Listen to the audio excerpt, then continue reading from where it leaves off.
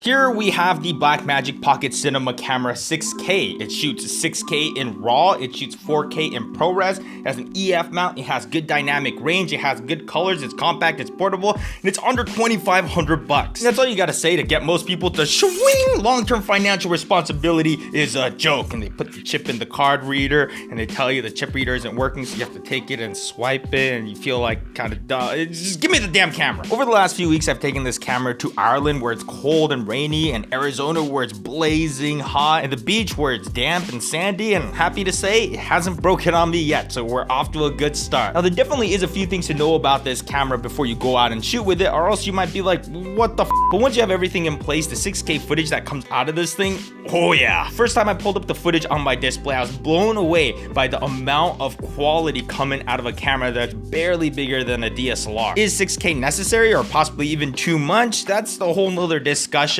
because sometimes you could be filming close-ups of people. You're gonna see every little pimple. I have a pimple right here, but I'm filming in HD right now, so you can't really tell. But if we were shooting on this thing, you'll be able to count the hairs. So when you're filming people with this kind of setup, that's when you really want to look into filters like Pro Mist or Schneider's Hollywood Blackmagic, things to help just kind of re-soften things out a little bit so everything doesn't look so like, Ugh! But of course the benefit is you retain all that detail, so you can punch in 200%, sometimes even 300%, and have the image still look somewhat decent, which is awesome. But do keep in mind, this is not a YouTuber's camera. This is a cinematographer's camera, which I think is a huge difference. In YouTube land, it's all about convenience, right? So you want great autofocus, you want sort of stabilization in the sensor, you want a flip screen. But the Blackmagic has none of that, except for this record button right here, which apparently they put there so you can hold it out and film yourself like this and hit that record button and start vlogging. This is not a vlog camera. Well, I guess if you flip the screen around, you can kind of make it work. It is a vlog camera. See that? Look at that. It looks great. See? The image is really nice. Yeah. No, that's a clean image. If I could manage to take this around everywhere with me, I don't know if the audio is going to come out at all, but yeah, there you go. So that audio was from the built-in microphones from this camera, which isn't great, but it is awesome to have for reference audio. It does have a standard headphone jack, so you can plug in something convenient like this. But I love that it has a mini XLR port down here with phantom power. So with a little adapter, you can plug it into a professional condenser mic. So being compatible with those high-end professional microphones was super important to me. Sound is important, and I wanted to have that capability out of this Red camera, but I didn't have another 4,700 bucks laying around. There's only one XLR port, and I always like to run at least 2 channels when I'm doing something like an interview, one boom mic and one lavalier. So what you can do is set up a boom mic and then have that plug into the XLR, give it phantom power, and then you can put it in like a lavalier, and you can select 2 channels of recording. So that's a very simple and easy solution for audio. Now let's take this outside. So to maximize the performance out of this camera, you're gonna wanna shoot in 6K RAW, which is a pretty good format. It's powerful, it's flexible, and it's raw, so you could adjust a lot of that metadata afterwards. If you are editing on DaVinci Resolve, which does come free with this camera, then you won't have any issues, but I'm a Premiere editor myself, and these raw files don't work natively with Premiere. There is a plugin that you can purchase, and it does work pretty well in Premiere, so I've been using that. Haven't had any major issues yet. One thing's for sure, when you combine this 6K sensor with a nice cinema lens like this Ingenue, but there is also the option to shoot ProRes, which maxes out at 4K, but luckily you can still use the full sensor. It doesn't crop in. And same with ProRes Full HD, it still utilizes the full sensor. So if you're trying to pack kind of light, then that's a pretty good option, and it looks pretty good. So I think a lot of times I probably will shoot in that file format, especially if the post workflow isn't comfortable with Blackmagic's RAW files yet. That is one downside to keep in mind when you're shooting in RAW, is to utilize the full sensor. You have to be shooting in full 6K resolution. If you shoot in, let's say, 3.7K or 2.8K, it crops into that sensor by that amount. So something to keep in mind. All right, so this is kind of off topic, but I'm letting Steve ride around on my motorcycle right now, and we're gonna give it to him in a second, so shh. You're not really dressed appropriately for motorcycle riding. It's fun to ride though, huh? Yeah, no, I like it a lot. Are you gonna get your motorcycle license now? Yeah, I gotta go. I meant to do it today. You have to do a, what is that? That's the pink slip. That's for you. What? Shut the f Why are you doing this? Because I hate you. Did you know it's gonna break down soon? Yeah. Are you serious? Yeah. You make way too much money, apparently. No, actually, I was thinking about selling this, and there's too many issues with it, so I just kind of want to pass all the problems on to you. Oh, I see. You're getting more out of it than you're putting into it. Of course. I'm not actually genuinely kind. That's stupid. Oh, yeah, exactly. I mean, I do know the speedometer doesn't work. Yeah, the speedometer doesn't work, but who needs that? As long as you just pull this all the way back, you're good. Yeah, you're in the proper speed. And I noticed the brakes don't work either. Are you trying to tell me something? You know, it's actually more fun when the brakes don't work. Please don't die on this. I'd feel kind of bad if you did. I don't believe you. You have to let me ride it whenever I miss it too much. After it's tuned up. That's part of the agreement. I'll sign it back over to you after the speedometer works. Yes. That's what Steve looks like when he's really happy.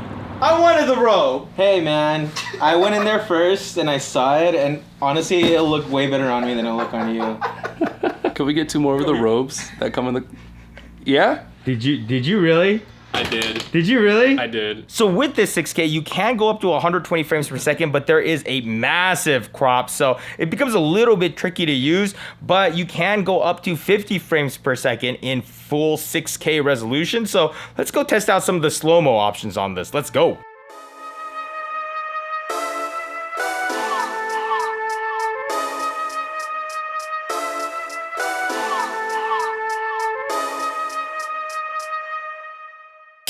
Trippin' Aquafina, I'm sippin' 15, kept a weapon on me. Flow make digits, I'm on my business, stack chicken like what it's gon' be. Watch for the blues, cause I know that they dumpin'. Nothing in my view, so it's hush on discussion. Hush on discussions, you know what you need to. I keep it in the fam to let you know that I don't need you. Y'all cats be see-through, heading out the piece. You been king, I'm regal, got it in my Abisu. Came through trippin' Aquafina, I'm sippin' 15, kept a weapon on me. Make digits, I'm empty, I'm all out. Yeah, me too. You guys want to just go back to the room? It's hot. Yeah. All right, let's go. So the 50 frames per second at 6K, obviously great. And to get to 60 frames per second, it was a very, very slight crop. But to go anywhere past 60 frames per second is where you really have to take that big resolution loss and go down to 2.8K. And the resolution of 2.8K doesn't really bother me, but that crop definitely does. If you've shot on red cameras, you're probably familiar with the same thing on there. Once you try to hit like 200 frames per second, you really have to start cropping in. Now during slow-mo, you can generally get away with just hand holding it because that slow motion kind of smoothens everything out. But if you're shooting real time, you're definitely going to want to come up with some sort of solution to stabilize. Even a handheld rig like this, or obviously a gimbal, works great. If you are planning on using EF lenses with image stabilization, such as this 100mm, which has great image stabilization, it doesn't work until you hit record on the camera. So I slapped this on in Ireland and I was like, oh man, the stabilization doesn't work. So I took it off and put another lens on there and just shot with that the rest of the day. But later it turns out if you hit record, the image stabilization suddenly turns on just for the recording time. So just something to keep in mind. But I can't stress this enough. If you are planning on doing a big shoot with a gimbal and this Blackmagic camera, pre-balance it the day before to make sure that there's not going to be any weird fitting issues, because it is a pretty awkward shaped camera. It's such a lightweight camera, so I love that. You can hold this thing up all day. Well, okay, not all day, but you know, relative to a red camera, this is a piece of cake. Let's try to get some shots with it.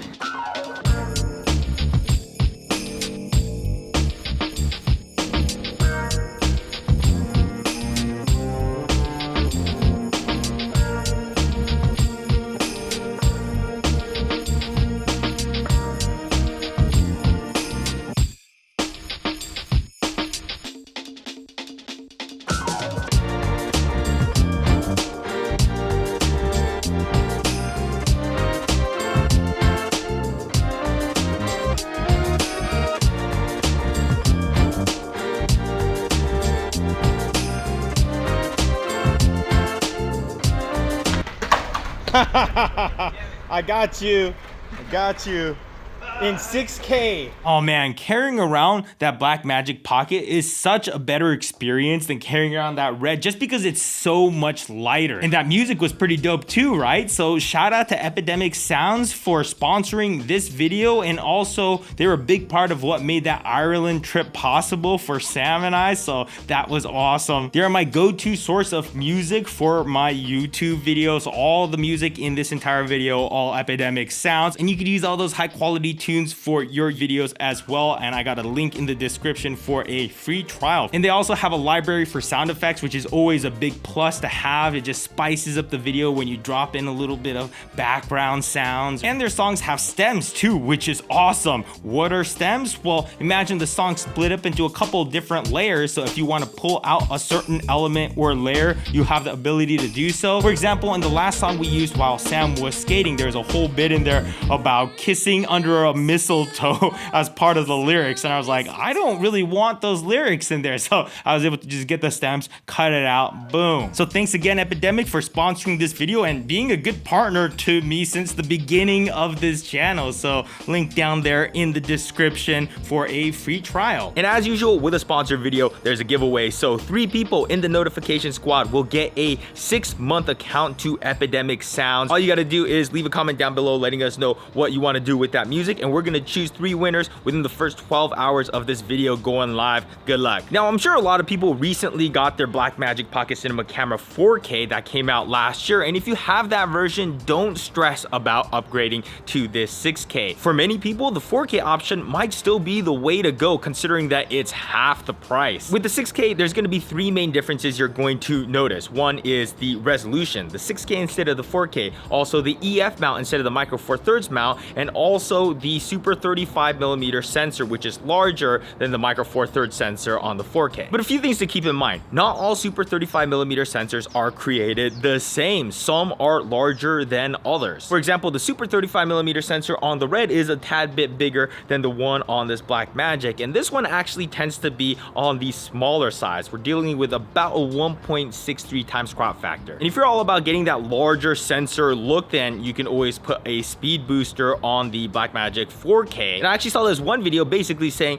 with the Blackmagic 4K with the Metabones XL speed booster, you're essentially emulating a even bigger sensor size than what's on the 6K. So I'll link that video right there if you want to check that out. And if you are all about that full frame sensor life, then I have been reading about speed boosters made for this, where you install into the camera, which should give you about a 1.1x crop factor, so very close to full frame. I've never tested it myself, so I can't say anything about it, but if that piques your interest, maybe worth looking into. It's actually a good thing that I have this 1.6x crop on this camera right now, because if this was a wider angle, you might see that I'm not wearing pants. So Sam, when you're editing this, please don't cut to the wide shot. No, I said don't cut to it. One downside I did notice about this 6K sensor is that it has more rolling shutter than the 4K does. And it's very apparent if you look at the pillars in the foreground. No, those pillars aren't crooked. In case you're not familiar with rolling shutter, basically an image gets recorded from top to bottom, kind of like a book. The issue is if you have some fast moving objects, by the time it gets to the bottom, it's noticeably in a different spot than when it started the image. So you get this kind of crooked image. So things like whip pans and fast foreground elements crashing the screen are things that you're gonna need to avoid if you have a camera like this. There's another benefit of bigger, higher end cinema cameras is that they scan the image much faster to kind of mitigate that skew. And by the way, I am uploading this video in 8K resolution, so I just kind of upscaled this 6K so you can kind of see what it looks like. There's no 6K option to watch on YouTube just yet. Now, when you buy this camera, there are a few accessories I consider to be must-haves. Like, don't even buy this camera without getting these accessories with it. The biggest thing is an external battery pack, because the battery life on this thing with those little tiny Canon batteries is total crap. They die so fast, and sometimes they just kind of shut off without any sort of warning. And it's freaky whenever that happens while you're recording, you know? You're like, oh, I hope that clip got saved. Luckily, I haven't lost any footage yet, but I'm still not a big fan of the camera just cutting off on me. Oops, time to change the battery again. There's a couple different powering solutions out there, but I've been using this Power Base Edge by Core, and I've actually been really digging this thing because it's super versatile. It's not just for this camera, so you can basically click in this camera into the battery. On the bottom is a V-mount, so you can use it like that, or you could just screw in a 1/4 inch right here, so you can just attach it to a tripod. The way I have it connected to the camera is through a dummy battery like this, just coming out of here, so that just plugs straight into here. You can also take a P-tap and plug into the power right here, but I chose to go with this dummy battery option so that it's less in the way and less things coming out of the side of the camera. Only downside of this dummy battery is I had to completely remove the door. Like Canon cameras, they usually have a little port here on the side so I can tuck this cable in and close that door, but this Blackmagic doesn't have that slot, so I have to leave this a little bit exposed. We can power 2 things off USB here and 2 P-taps or D-taps, whatever you want to call them. And I usually use the P-tap to power this monitor up here. my monitor of choice is the Small HD Cine 7, but this is something I also consider to be a must because one, it's articulating. This screen right here, it's locked on, it doesn't fold up or move in any direction. And this one's also a lot brighter, so in conditions like this, you could totally get away with using this screen, but if you're in direct sunlight, it gets really hard to see this screen, and a lot of times you could misfocus that way. Filming in Arizona, I noticed there were a few shots that I was a little bit soft on because I was using this display, but with a bigger, brighter monitor, I would have been fine. And in 6K resolution, if you're slightly off, you'll notice it. Another thing I love about the Cine 7 is you can input a digital HDMI signal into here, and you can output an SDI signal out of here to work with your professional SDI compatible stuff. That is one thing I do wish this camera had, was an SDI port, but at least when you feed it through this monitor, you can get an SDI out signal. And the final must have is an ND filter, because there are no ND filters built into the camera. Obviously many options for ND filters out there, but I'm rocking the Polar Pro Peter McKinnon edition ND filters. These are fantastic. Actually, the first time I ever used these were on Peter's camera. I was helping him film a little B-roll sequence, and just on that little EOS R display, I was like, wow, these are crazy sharp and clear. So of course, between you and me, I was like, Peter, look, there's coffee. You what? Whoop. I don't have pockets right now. For some of you, it might make sense to get a cage so you can really start rigging this thing out heavily. But my primary reason for using this camera is more for having this as a minimalist setup. So this is how I've been running it, and it's been working pretty well. One thing I still do wish that they added was another thread down here, like a 3/8 inch screw, so that you don't have to worry about the camera kind of sliding back and forth. One of the things I do love about this camera is the interface where the buttons are laid out, the menu system. It's very simple, easy to understand, but you have access to all your primary tools right then and there. It was definitely designed with video shooters in mind, opposed to being a photo camera that can kind of shoot video. Now, when it comes to shooting in different color profiles, you can choose between film, which is the flat look, and then extended video and video. I would personally never touch extended video or video. I just don't really like the way it looks. So I would definitely say shoot on the flattest color profile and grade it yourself. The camera does come with a license of DaVinci Resolve, so that is awesome. It is one of the most powerful color grading softwares out there. The colors seem to line up pretty well with the 4K version of this camera, in case you're familiar with that. But I also used to grade a lot of Sony FS7 footage and S-Log3, and this footage reminds me a whole lot of that, which is a good thing because the Sony FS7 quite a bit more than this $2,500 camera. Or you could just take the lazy route and just buy my LUTs that I made specifically for this camera. Here's a couple shots of my LUTs in action to try to convince you to buy my stuff. See, I'm living the dream right now, man. This is what I've always wanted to grow up to be. Being able to make money while not even putting on pants. Yeah, I've made it. I've made it. Check this out. We're gonna do some low light tests, and it's super dark here in this parking lot. It has a dual native ISO, so one at 400 and one at 3200. And at 3200 ISO, it looks really, really good. The lighting that we're using on carry is that light all the way over there. That one light all the way over there is doing all this over to here. At 12,800 ISO, as you would expect, there is quite a bit of noise, but it's not terrible. Like in some circumstances, I think you could use this. Very impressive in low light for sure. That's not funny.